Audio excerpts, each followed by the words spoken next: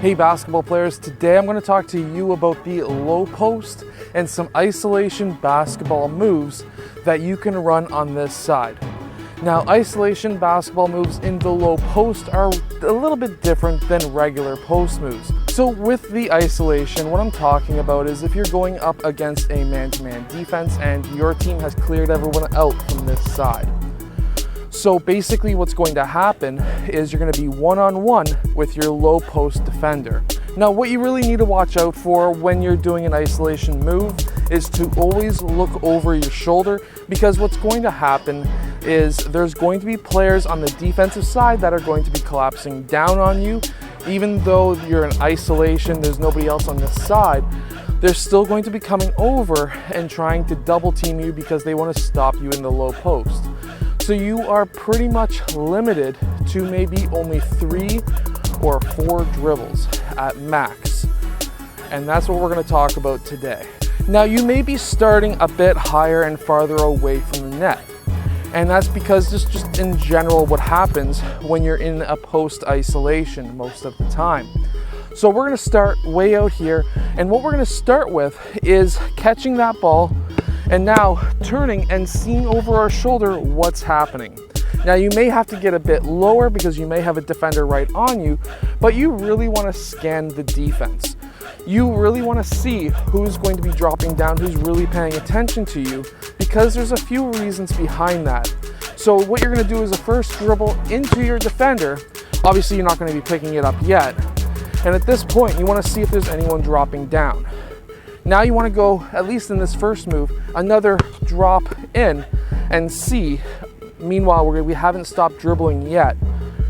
We still want to see if there's anyone dropping down, because now if there's a player dropping down, for example, the player from the point, if he's dropping down as a defensive double team, what you want to do now is to do one dribble into him or towards him, and at this point, that should draw that double team and you should be able to get the assist for the 3-point shot. Even though we're in isolation, which means one-on-one to the net, that doesn't mean that you don't pass. You want to take all of the advantages that you have. You also don't want to be just focusing on the middle of the key or the top at the point.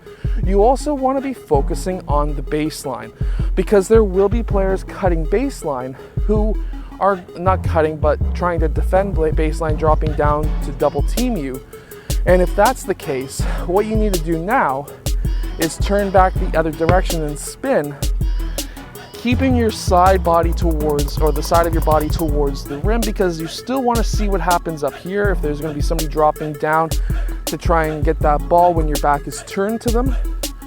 And then you want to go and look out on the far side, especially if there's a defender coming out from the baseline to defend you, because now what's going to happen is what you want to do is either try to beat your man on this side to the rim, or what you can do is a hammer pass out to that far side wing player.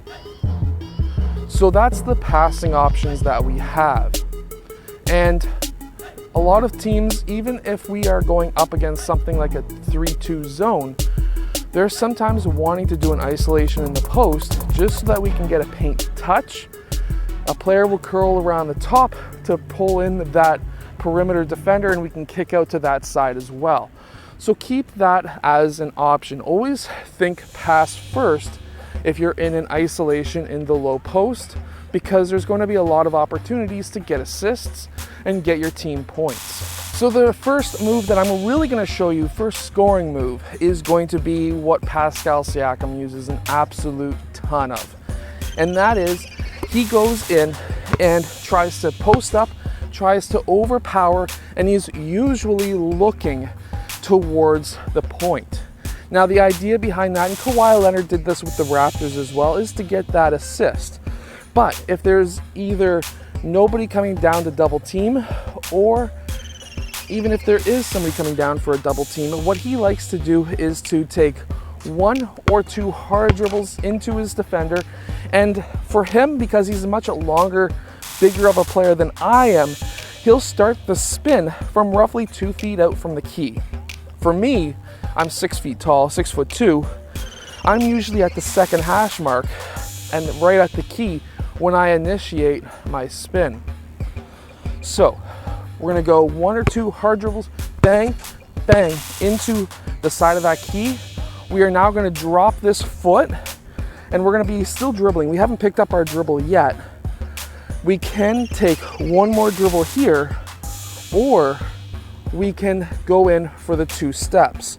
So this would be the first step, this would be the second step, and now, even though this is against pretty much what every coach says, you're gonna go up with your left leg and right hand. The reason for that is now you're protecting the ball as well as your body from getting hit from that defender from blocking your shot. So again, 1 or 2 hard dribbles towards that key. We're gonna spin off 1, 2, and up. Remember, the offhand has to be up as well. That's gonna be helping protect your shot or layup from getting blocked.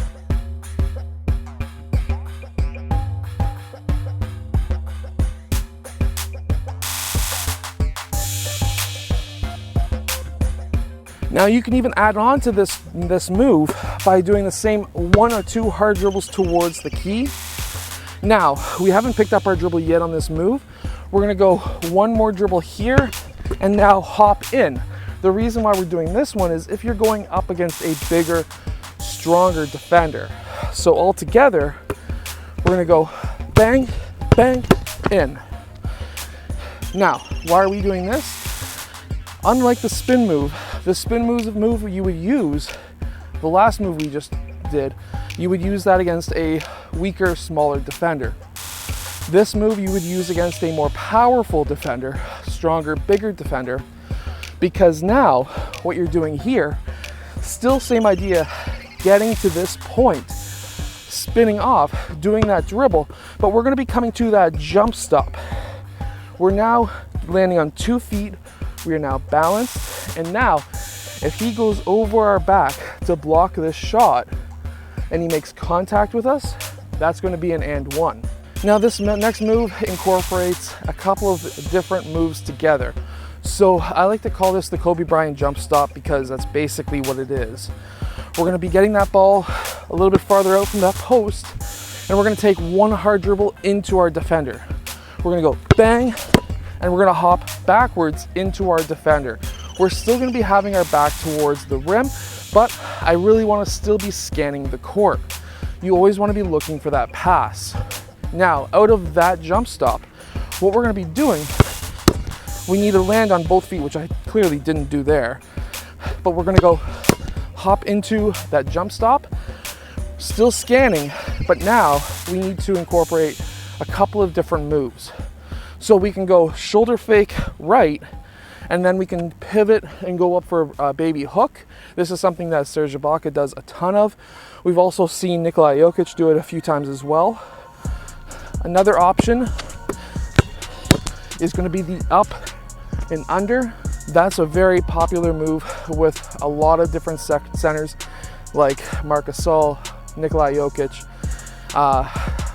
quite a few players. Pretty much every center uses that move. And then you can also do what Kobe Bryant, Michael Jordan, all of them used to do, which is this, that reverse jump stop, shoulder fake right, shoulder fake left, turn around and shot. Now I've broken down this move quite a few times on this channel, but still a very good move for you to use as a center.